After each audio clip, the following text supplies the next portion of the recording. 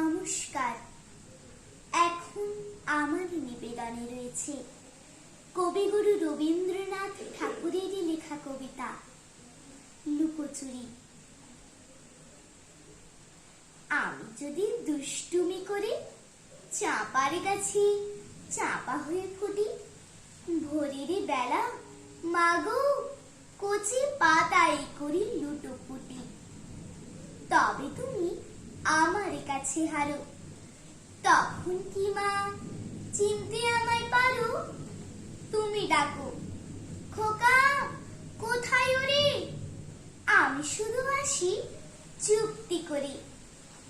যখন তুমি থাকবে যে কাজ নিয়ে, সবই আমি দেখবো নয়ন মেলে।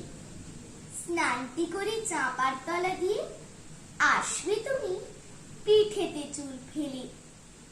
এখান দিয়ে পুজোর ঘরে যাবে, দূরের থেকে ফুলের গন্ধ পাবে। তখন তুমি বুঝতে পারবে না সে তোমার খোকার গায়ের গন্ধ আসে। দুপুর বেলা মহাভারত হাতে আসবে তুমি সবার খাওয়া হলে। গাছের ছায়া ঘরের জানালাতে পড়বে এসে তোমার পিঠে কোলে। আমি আমার ছোট্ট ছায়াখানি দোলাবো তোর বইয়ের পরে আনি। তখন তুমি বুঝতে পারবে না সে তোমার চোখে খোকার ছায়া ভাসে।